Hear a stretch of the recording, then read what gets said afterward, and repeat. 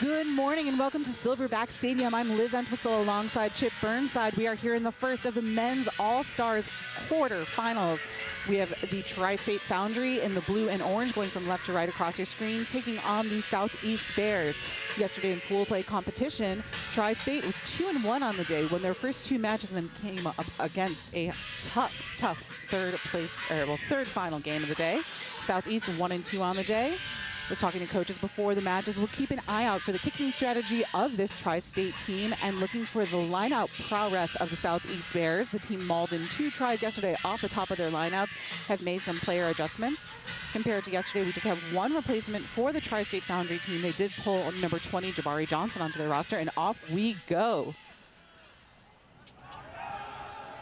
Advantage being shown to the Bears. Again, the Bears in the blue and white, going from right to left across your screen. And right now, going over the try line. How about that, Chip? 10 seconds in.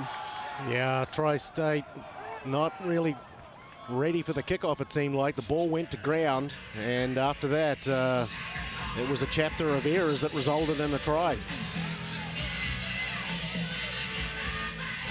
So speedy start for the Southeast Bears. Again, this team yesterday. Yeah, River Hansen looked like he scored that, number 23.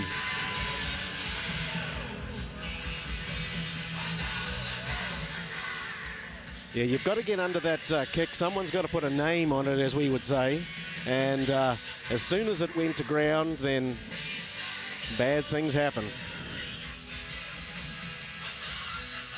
It was a strong run down the sideline there by Hansen.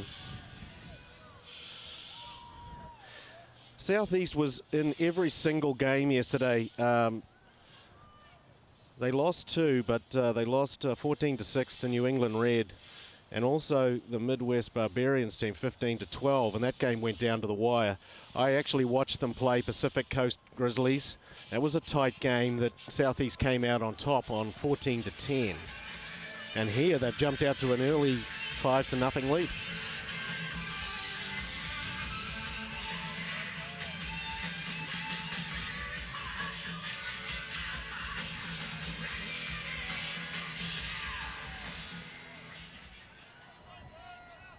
Foundry with the restart. The ball falls shy of 10. This will give the Southeast the option for a re-kick or a scrum, taking the scrum center. Will be our first set piece of the day. Looking ahead to all the action, this is the first of our quarterfinals.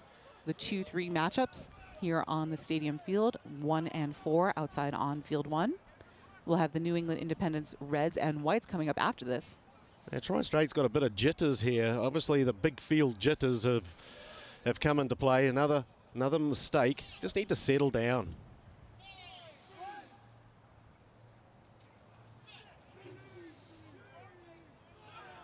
The ball in the hand of Peyton Hayes for Southeast Bears. We see scrum around the back split coming to the near sideline. Southeast keeping their feet, doing well to gain those extra meters. River Hansen. Yeah, he's involved in the action already.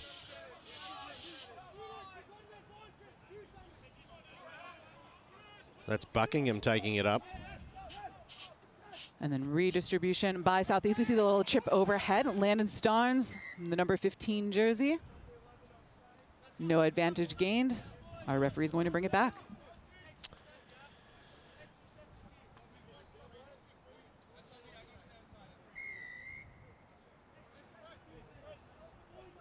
A penalty for offside there.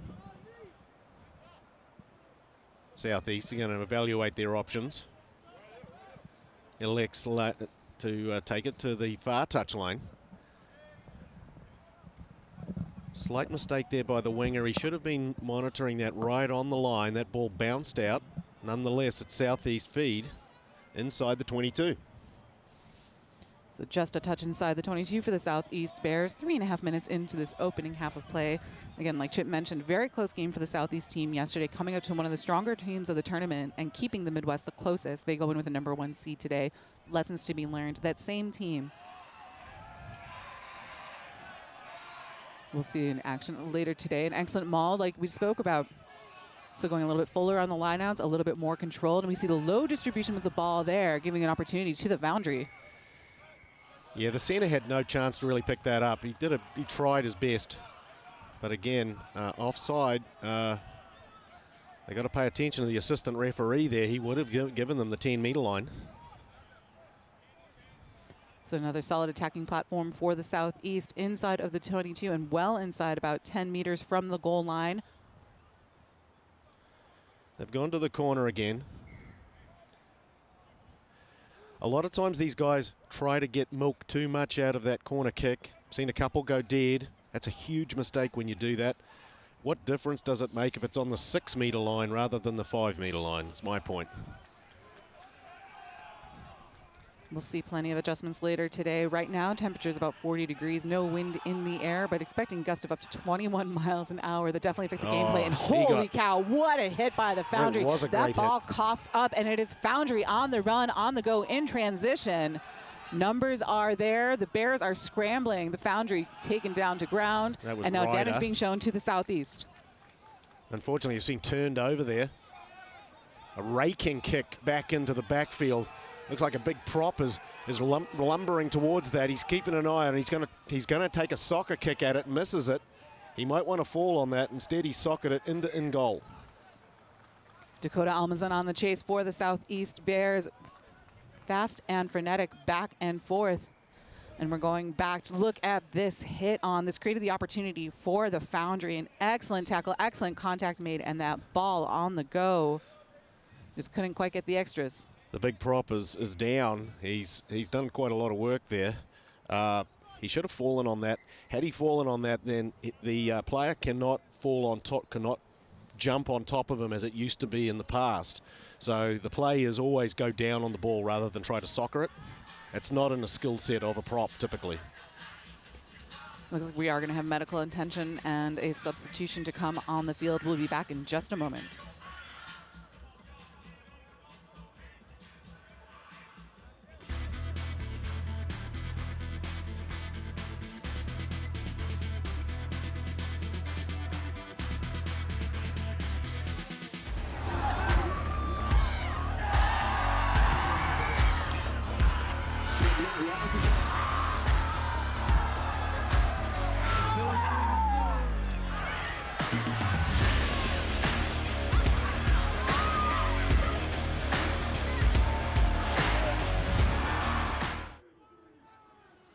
We are back with action on the field. The Southeast Bears with a scrum just 5 meters from the try line. 3 backs to the right side of the field, 2 to the left, and now a penalty. The opportunity is there if they can just get the ball. A little bit of a tussle. We see the quick tap taken by number 7, Campbell Van Rooyen. Yeah, he's been a very strong player, Van Rooyen. Been quite impressed with him. Distribution to the left-hand side. Numbers are there. They get the ball up, but a quick realignment with a higher pass, and the Foundry are there to stifle this Southeast Bears attack. That's exactly what they did. They did stifle it. Very good defense by the Foundry there. He's gone over the top of that ruck. That's a burrowing effort there, and I think he's in. So the try for the Southeast All-Stars looked like it was number 1, Jake Morrison, going over the line, adding to their lead. Another 5 points on the board with a conversion to come. Patient play off the base of the ruck, and that's some forward power.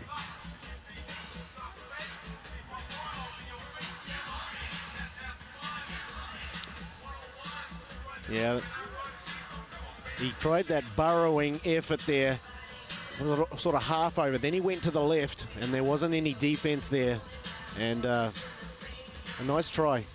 The body position extremely important there, and Jake Morrison had that in spades. So we've seen tactical rugby from the Southeast Bears almost the entire first half played in the Foundry territory, the Southeast. Picking their positions, using their penalties for lineouts, the strength and stability of those lineouts, establishing the platform and allowing them to move that ball. They went from the right sideline to the left after recovering that ball in transition. Scrambling defense, saved the try, never giving up. And now they've got that 10-point lead. You see the conversion attempt. Yeah, the Foundry just a little bit eager. Those offside penalties really cost them there. That got them pegged back in deep in their 22. And as you can see, when their defense was up and disrupted the Southeast Bears attack, then they almost scored a try at the other end. Hamilton Marino with the strike. It falls short. Score remains 10-0. 8.5 minutes into the opening half of play. Hamilton Marino should have had the bigger breakfast there. That ball was not enough ergs to get over. A young fella out of Sydney, Australia. Foundry again with the restart, looking to go 10 meters, not quite there. This is a second kickoff. These are the correctable controllables that we have, even going into tournament play with new opposition and new teammates. We have got to see those kicks go 10. I couldn't agree more. Giving the Southeast a scrum at midfield.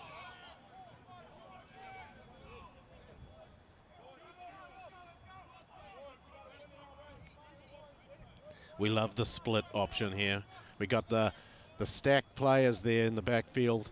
I love a good eclipse. The fullback there is sitting in eclipse of the first 5/8. Which way are they going to go? All right, now it's going to go to a scrum reset. Peyton Hayes with the ball in hand. We have a quick word between our front rows with our referee. Again, when we've seen a couple of movements with player rosters today, players called up from the Rising Stars team as some of these front row replacements looking for the skilled positions.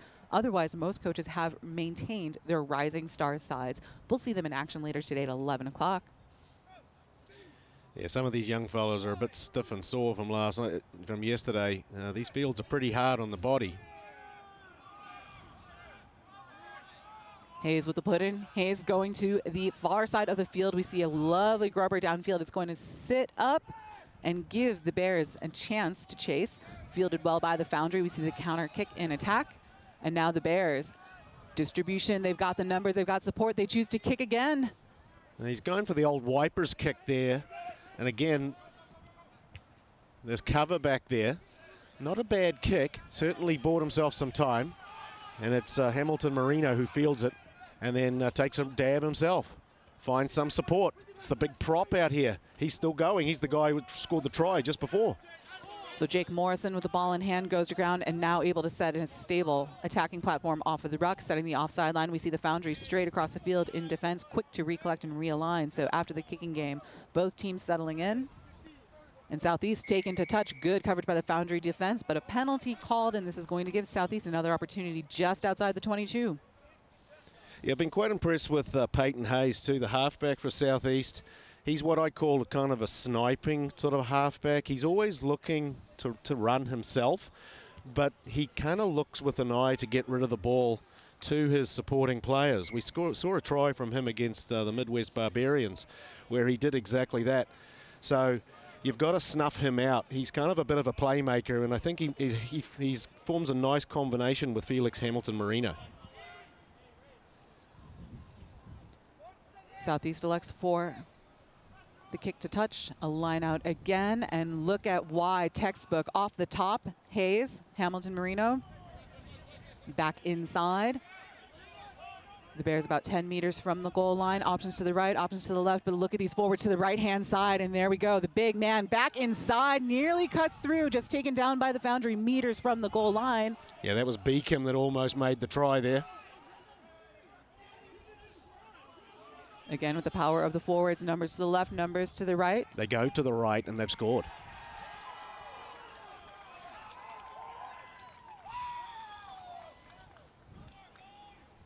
So strategic, multi-phase play, going through the rock, going through their attacking platforms. The strength of the forwards does it this time for the Bears. Chip, we've got about 6.5 minutes left to play here in the first half. Thoughts on our opening quarter of play? Yeah, that was Van Rooyen that ended up with the try. Like I said, he's been a handful. Just silly mistakes by the Foundry that have got themselves into this position, unfortunately. I feel like I have it in for the poor old Foundry, but I don't. I really don't. Sometimes, you know, these little errors end up putting you in the wrong part of the field. Hamilton Marino with the strike, and it is good. 17-0 the lead here for the Southeast Bears. And we look at these teams in these situations, in the all-star tournaments, getting together maybe a day or two of training. Southeast elevating their play. The Foundry had 2 solid wins yesterday, but then they fell 46-0 in their third match of the day. That was against the Great Lakes Thunderbirds. Plenty of time, though, to recollect, and this time kicking deep, ensuring that ball goes 10 and then some. Southeast, ball in hand and ball in the air. and a solid exit. No funny business there. And kudos to Southeast. Sometimes when a team gives you opportunities, you don't take advantage of it and you kick yourself. But they have cashed in 3 tries. They've taken their chances that have been presented to them, and more power to them. Line out by the Foundry, and look at this maul driving forward. And Southeast thrilled with the results. They draw the knock on. Black scrum. You keep this side man, I'll be in front of you.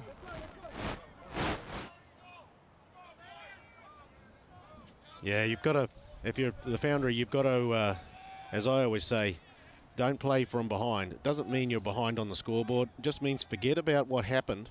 Think about the next play. Okay, there's been a few execution errors. Don't worry about it. And just look forward all the time. It's the best way to go in rugby.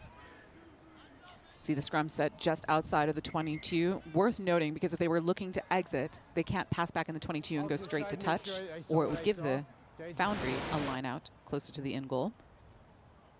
Looks like we're being reset, and this time we see that very clear 22-meter mark. We'll have to see where the referee's placement is. Well, we know that the Tri-State Foundry have a very, very good scrum.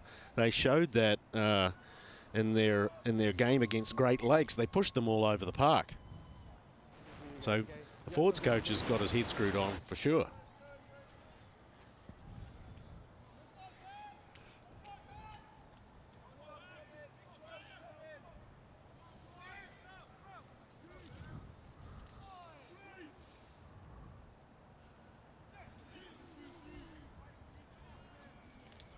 Hayes again with the put-in. Quick strike back from the hooker. Options are there for the Southeast. The ball just taking its time. They were set up with 3 shadowing players. Numbers to the near sideline. Yeah, nice skip pass there. We see the cut back inside by Chase Travis in the number 11 jersey. And Chase Travis keeping his feet and going. Who is going to take him down? It is still keeping that ball alive. Southeast on the drive, plenty of space to the far side of the field. They go one more time to the forwards. That's Caro taking it up.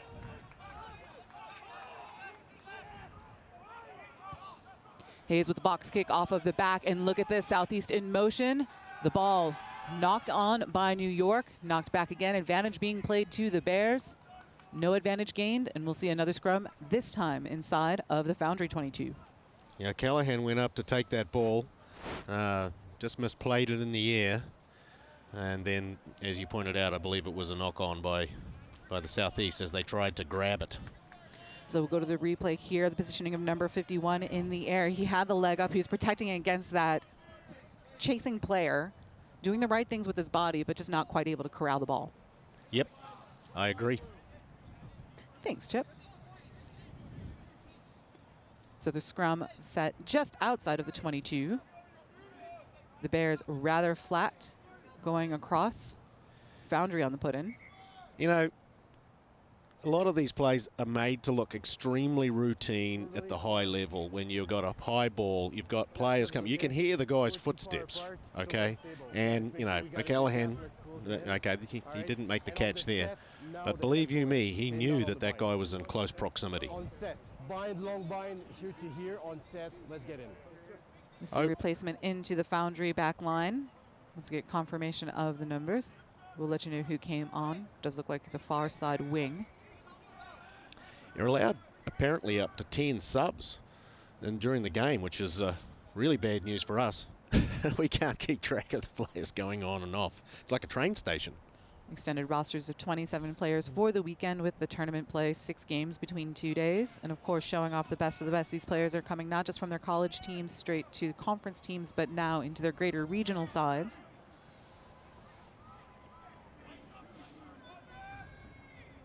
Solid platform there.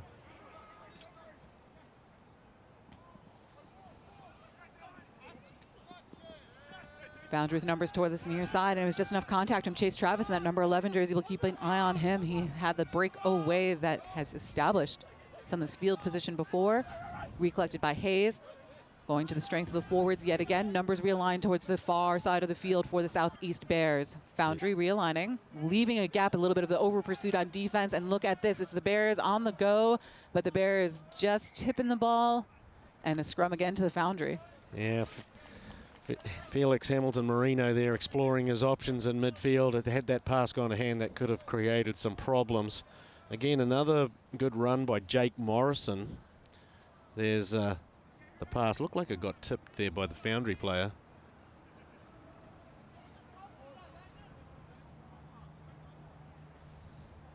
The referee adjudicated that it was forward by the Southeast Bears. That Morrison's a big boy as a prop. At this level of play, we see fit, fast, and furious coming out of the forwards as well.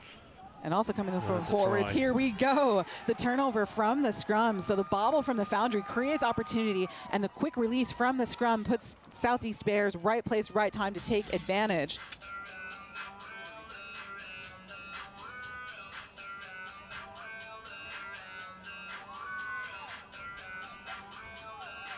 Yeah, they were on the move. The pass was a little bit behind. That was Beacom that just pounced on that ball. Excellent pressure from the flanker, doing his job, taking number 51, Eddie Pierce, out of the equation. Heard the footsteps. The ball did not go to hand, and it's a try turning over the scrum. The power of the Southeast team and their forwards. They've done it from the lineout. They've done it in the scrum. Their set piece work has been excellent, and I would say some of the tops we've seen in the tournament. So perhaps some unfortunate results yesterday, but today showing good, solid strategic rugby. Well, as you can see, they were in all of their games yesterday, and it's a high level of competition here. You know, the Foundry had a chance there on that blind side. They hit the first receiver on the move. Unfortunately, the pass was just a little behind him. That was the only thing. Had he received that pass, I love to see a first receiver on the move like that. And had he received it, who knows what could have happened. Well, right now, all we know is that the Southeast are going to go into halftime with the lead, 24-0. The conversion was good off of the boot of Hamilton Marino, and we will be back with more action. I'm Liz Entwistle alongside Chip Burnside here at the National Collegiate Rugby All-Star Shield event.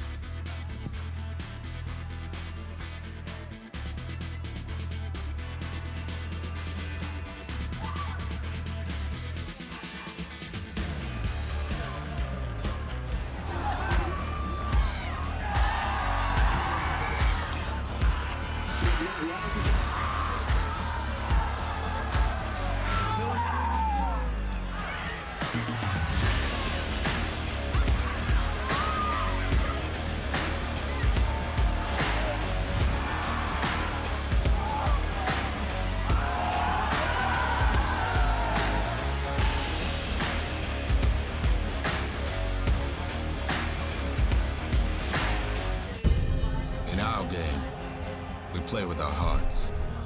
We don't play with sticks, bats, or gloves. We don't wear shoulder pads or helmets. We keep playing when it hurts. And we leave everything on the field. What we wear must be built for our game. Let's get ready. Major League Rugby is now. This is the moment we waited for. Everything you want is right here. We gon' give them what they came for. We gon' take it up from last year. The Rugby Network is giving you all the free MLR content you want, live and on demand. Never miss a hit, never miss a try, never miss your team. MLR on TRN. Never miss a match.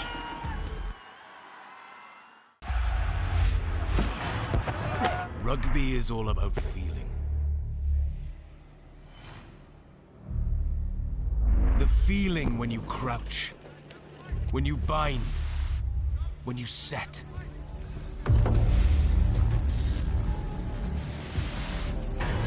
The feeling when you go into that first defender.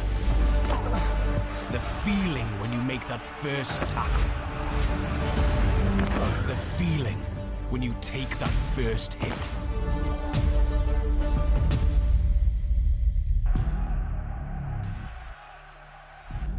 We are that feeling.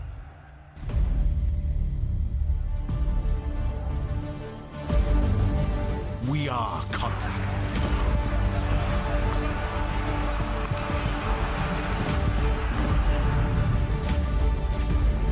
We are Rhino.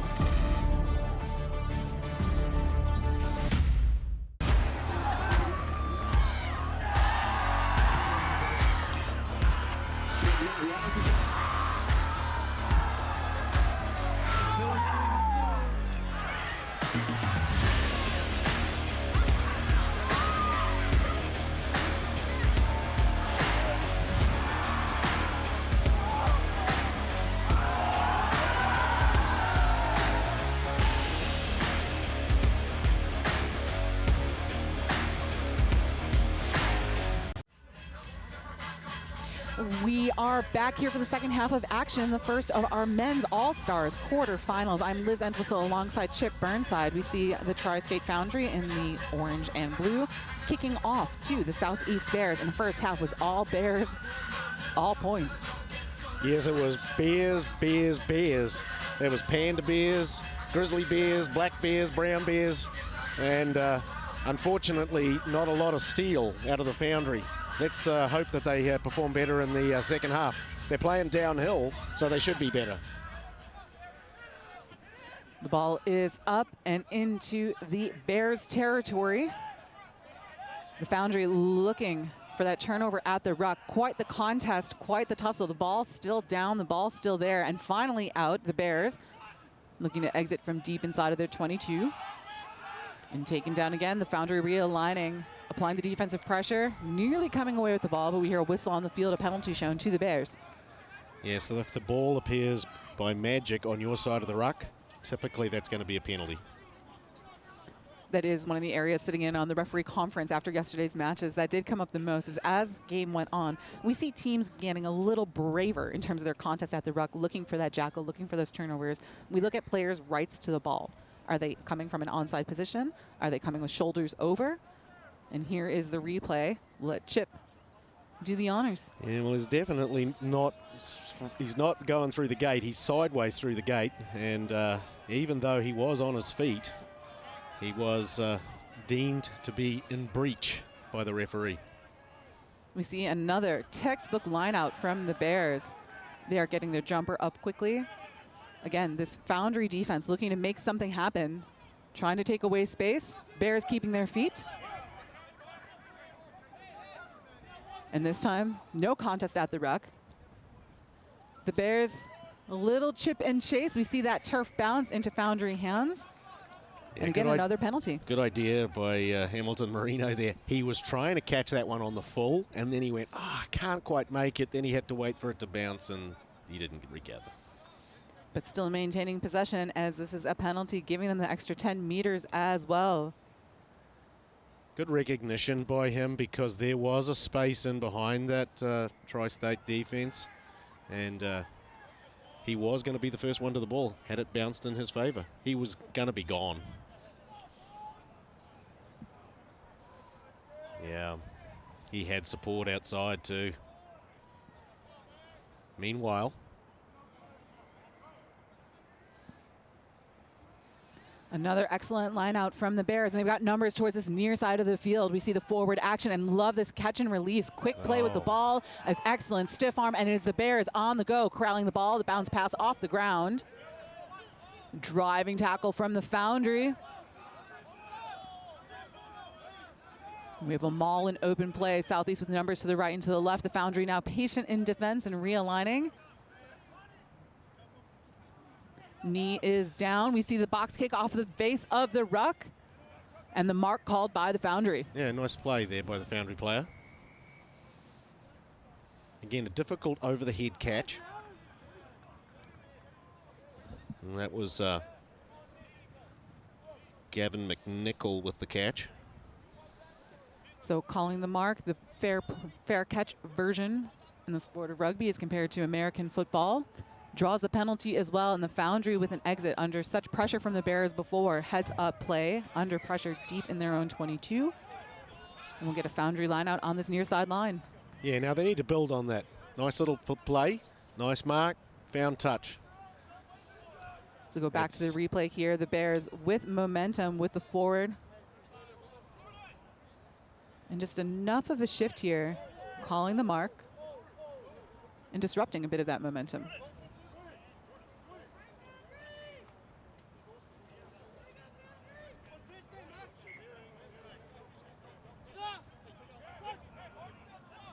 Play resuming on field. The Foundry can't quite corral the ball off of the line out, but able to recover in open play through. and getting a break. Yeah, that's Thompson. And oh my goodness, he had a player in support, white line fever. So we've seen Foundry often in the right place at the right time, but not quite able to execute on those passes. We talked earlier in that sequence where the Bears were passing early before the contact was made. We look at how players are carrying the ball when they're releasing, the options that they have. The Foundry have the numbers there, but the timing not quite on. Yeah.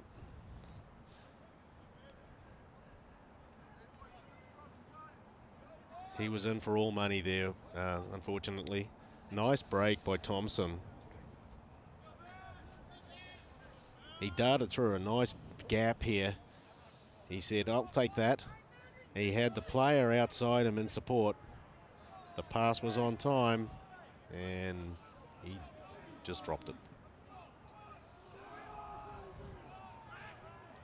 Scrum to the Bears. Bears on the go. We talk about these first receivers being in motion, this time in the hands of Chase Travis. Yeah, Travis has been looking for work. I love that about a winger. He's been, you know, give me the ball. I'm out here on the wing. Give me the ball. Contact made towards the outside. Landon Starnes does enough to slow the Foundry counter. Foundry met again just across midfield. And again, shooting tackle attempt made. I believe it's going to be a tad offside. Yeah, Tri-State playing much better in the second half. Should have already had maybe, well, certainly that try, and maybe one in the first half when they had that breakaway. A very, very, very good kick there.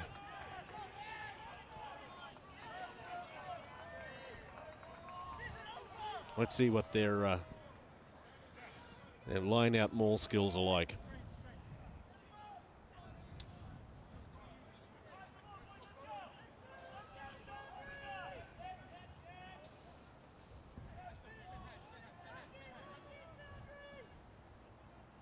This throw is in just 8 meters from the goal line. And good here are push. those line-out maul skills that we discussed.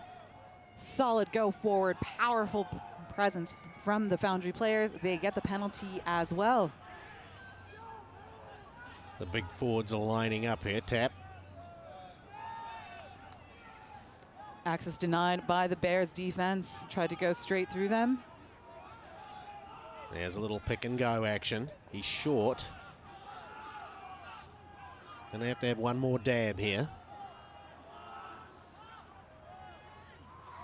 And that's a very good body position there, but he must have come up short. He laid the egg back. Now they go to the backs. Little side step by Thompson. He reaches out. I think he might have got that down. We'll have a review on the play. So solid possession of the ball. Forwards doing their job. Trying to get those inches, trying to get that go forward out to the backs. We'll get a view here at the goal line. Yeah, I thought he got it down, but the referee thought otherwise. He checked with the assistant referees. They didn't believe. I thought he had downward pressure on that ball. They go for the tap. There's number 6 taking it up. He's met with a wall of Bears defense. The forward set it up again. Sustained pressure here by the Foundry. Now they go wide. The Bears defense on pursuit. That's that number 11, Chase Travis, again making work for himself, this time on the defensive side. Another penalty being shown to the Foundry, and we're going to have a moment. A little bit of anger now being displayed. And they felt that the counter ruck was just a little bit too intense, shall we say.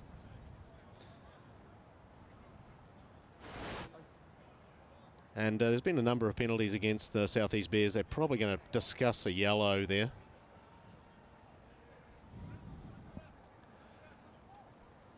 I don't believe it was a punch, more of a hard push.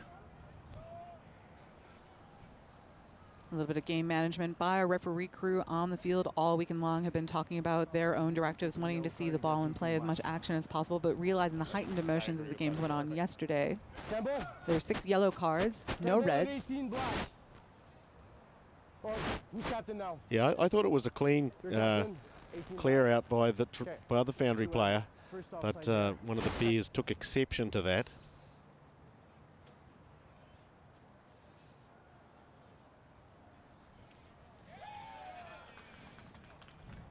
This is where this was the attempted try by Thompson. I thought he reached out with his hand here and put the ball down. No, he did lose it, so that AR was correct.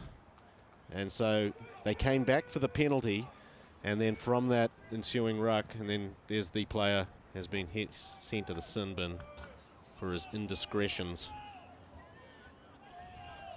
So the Foundry penalty, again, kick to touch. We'll see the attacking line out to come. They'll have a 1-man advantage with the yellow card being shown. 5 minutes on the cards with these 20-minute halves. And replacement players coming on for the Bears as well. Perhaps some tactical substitutions, especially with the effect to the scrum. Yeah, they're giving probably Travis a breather there because he's done stellar work out there.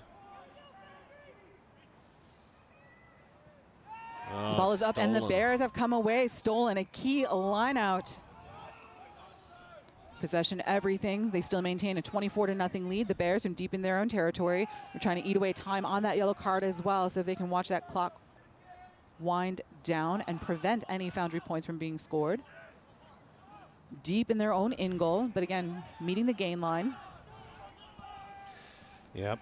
I thought they were going to exit there. He was as deep as he possibly could be. He had to run clear through the dead ball line to get back into the field of play. But now they're making good progress now. They're halfway between 22 and goal line. Now they put it on the hoof. The Foundry with their back 3 aligned, looking to counter in the hands of Luke Rinklin.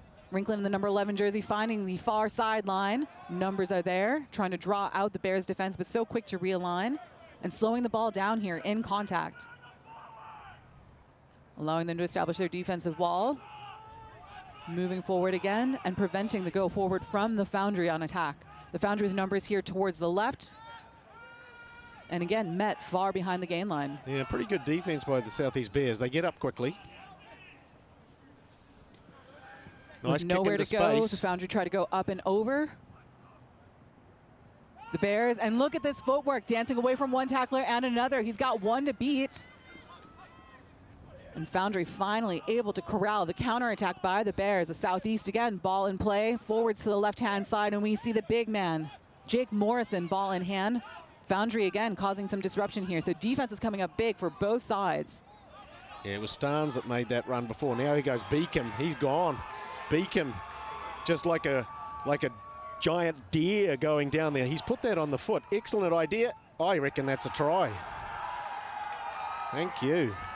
So just finding the gap, the ball doing the work, and then it's all speed.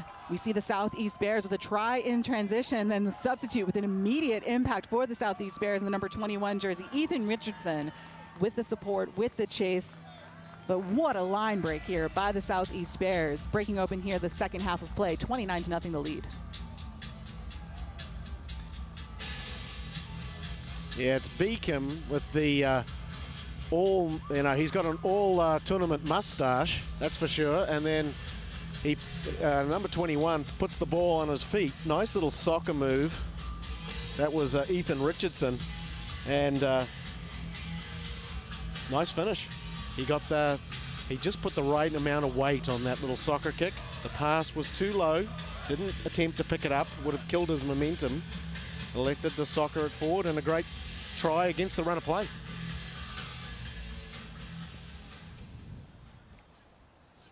Hamilton Marino lining up the conversion attempt. About 26 meters out. Favorable angle.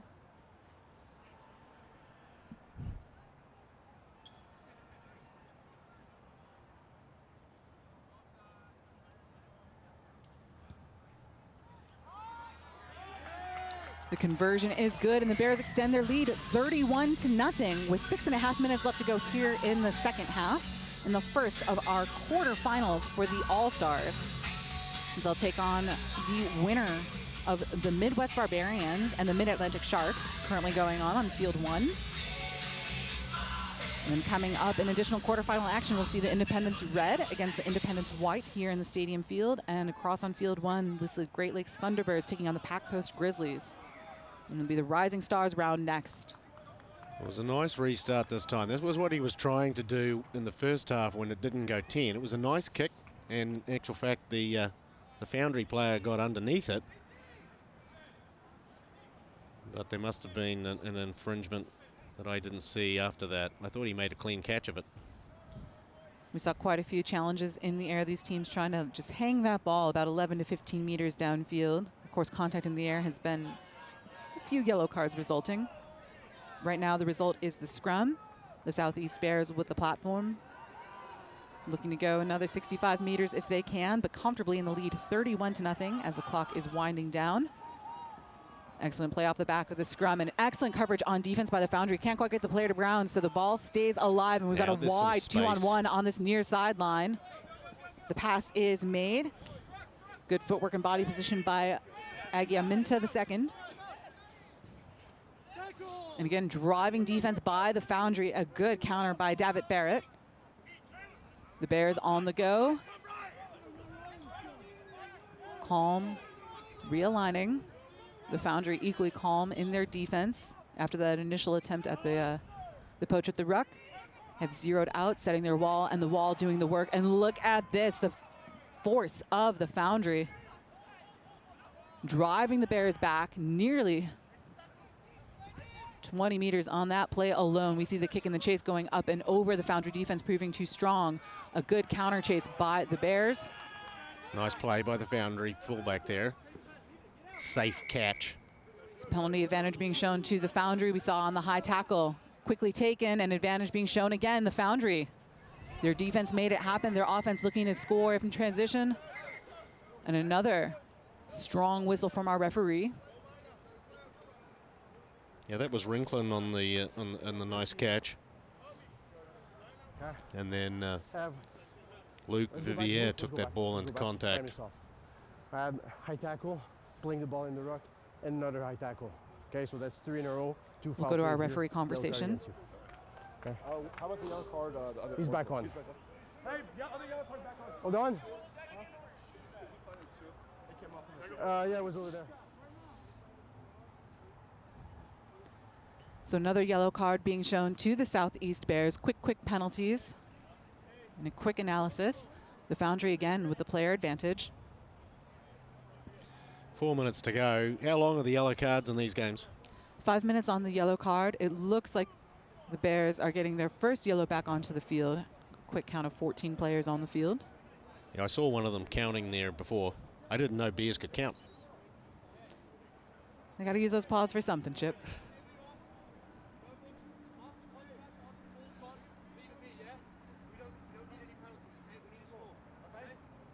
Captain's laying down the law to his Foundry team.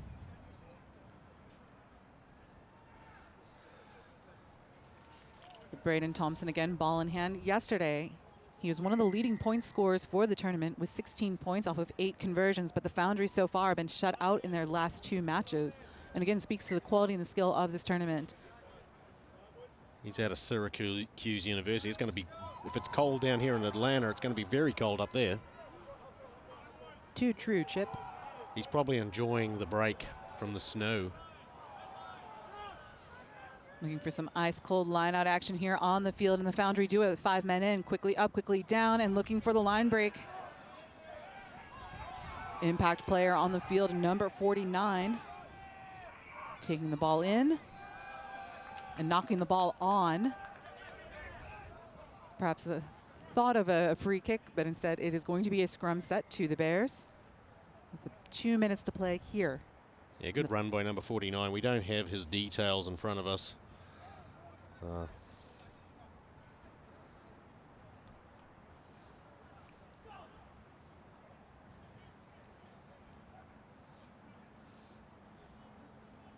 The Bears setting their scrum deep in their own in goal. Again, split with the backs.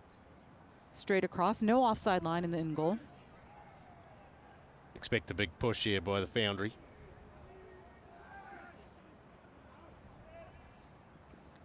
Cleanly won by the Bears, and just a little chip over. We saw the Foundry fullback deep, and it is the Bears recovering their own kick. So the little chip over the top pays off in the hands of Austin Cusco.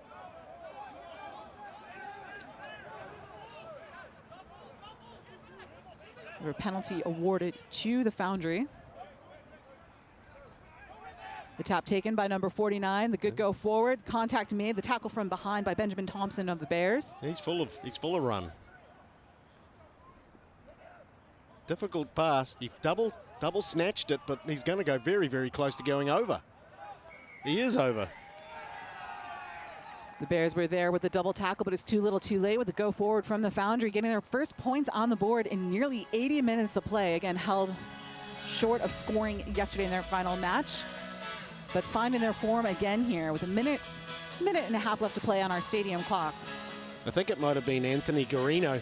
49 took the ball up. Second good run in a row by him. Took 3 defenders with him. They came out to number 18 here. He double clutches the ball, which kind of confused the defense, but, you know, he had multiple tacklers on him, and he reached over and placed the ball over the try line. Good for him. Love the body positioning there, too. He took that shoulder in, the strong plant of the front foot. He was not going to be stripped of that ball, making sure that he's protecting it before all else, and it is a Foundry finally answering 31-7 after the conversion is made, taking the drop kick. We were corrected yesterday. We thought there was 60 seconds on the conversion attempts. We were told that is actually going to be 90 seconds, so they didn't shorten the clock on the kick, despite the shorter halves of the tournament play.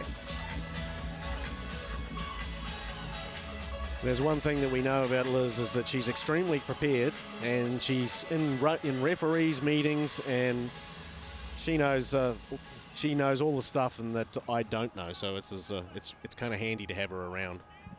I do my best, Chip.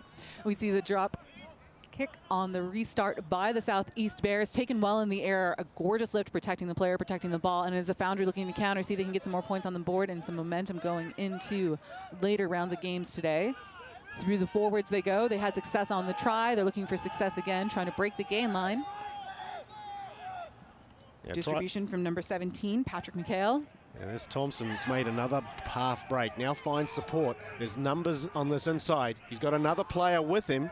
Now he gets it to him. That's number 7 ranging now. That's Barrett.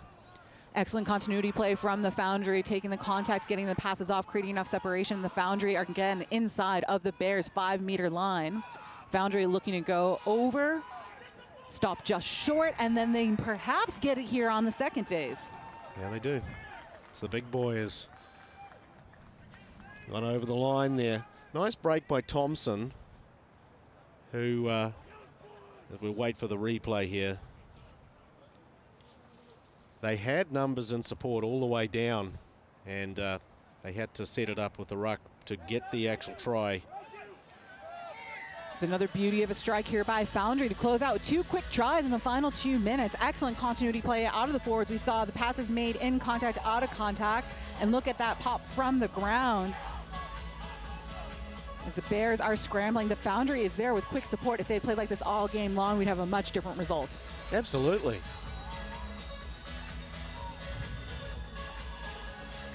Yeah, the Foundry have won the second half by my count 14-7.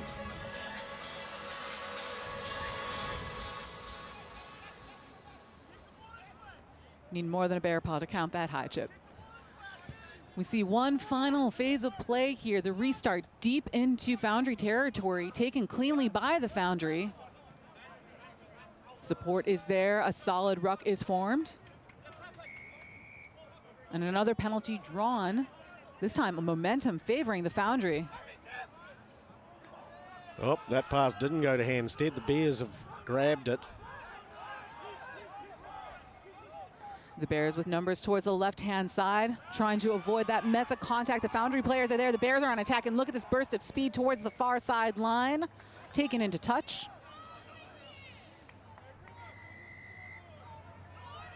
It's time off by the referee. You've got a player down back in the middle of the field.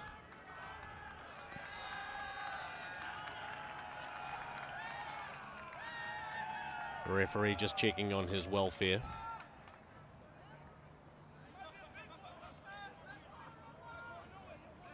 So go back to the contact that was made.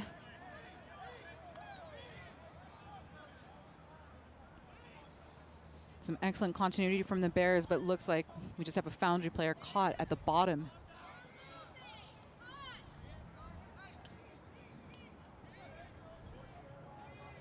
This is the final act of the game. Looks like it's going to be a penalty, and it's going to be some kicking practice.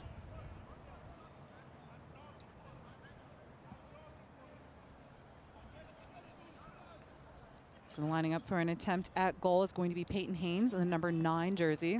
We discussed this a bit yesterday too, with these teams in all-star action looking to execute on their plays and execute their formats and to their strengths. But we haven't seen quite as many attempts at penalties as we would in a normal game of rugby. Strategy would dictate that we're always going to take points, but in this case, showcasing the tournament play of these all-star players. Quite a few of them have been All-Americans with their status recognized. Quite a few of them going on tour to France as well. And there's one of them making his mark with a final 3 points for the Bears. The penalty is true, and we're going to end the game by a mark of 34-14. The Southeast Bears advancing into the semifinal round. Yeah, well played by the Bears. They really came out and took control of this game early, and by halftime it was effectively over. Tri-State played way better in the second half. They had a couple of opportunities in the first half, but just didn't cash them in. But after they calmed down and had some ball, they looked way better. We'll look ahead to the action. We'll be back in just a few moments with the New England Independent Reds taking on New England Independent Right in the second of our quarterfinals here at the stadium. I'm Liz Entwistle along Chip Burnside, and we'll be back with John Broker.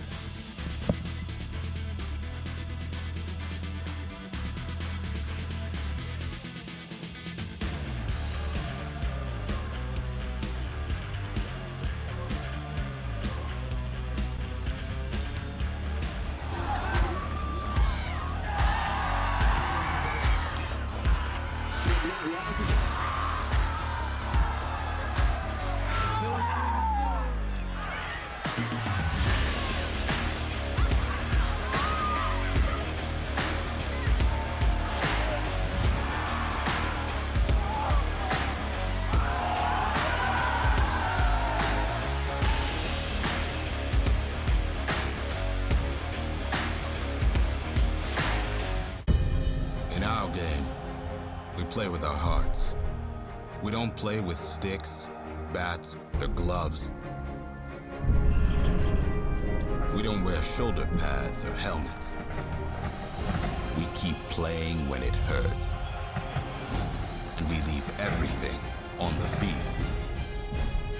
What we wear must be built for our game. Let's get ready. Major League Rugby is now. This is the moment we waited for. Everything you want is right here. We gon' give them what they came for. We gon' take it up from last year. The Rugby Network is giving you all the free MLR content you want, live and on demand. Never miss a hit, never miss a try, never miss your team. MLR on TRN. Never miss a match.